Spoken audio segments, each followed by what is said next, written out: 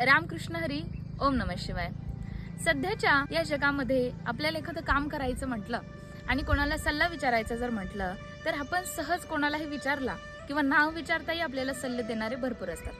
परंतु ऐकायचं कोणाचं हा नेमका प्रश्न असतो. ऐकायचं कोणाचा हा जर प्रश्न असेल तर ऐकावं त्याचं एखाद्या गोष्टीमध्ये जो सर्व परीनं परिपूर्ण असावा, म्हणजेच संत.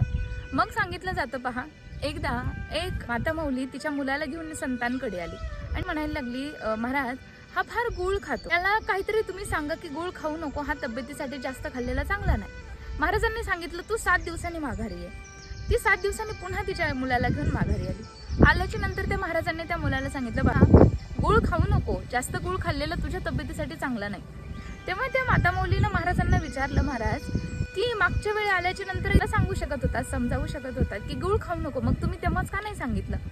महाराजांनी फार सुंदर उत्तर दिलं की तेव्हा मी स्वतःच गुळ खात होतो, त्याच्यामुळे जी गोष्ट मी करत आहे ती गोष्ट समोरच्याला करू नको असं मी सांगू शकत नाही. त्याच्यामुळे सल्ला अशाच व्यक्तीकडून घ्यावा जो सर्व परीनं परिपूर्ण असावा. संत सांगतात, तेच संत ज्याचे हित विठ्ठले.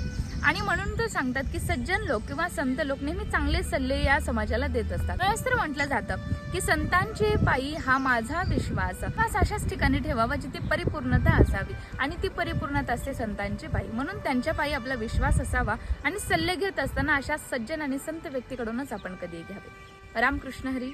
ओम नमः शिवाय.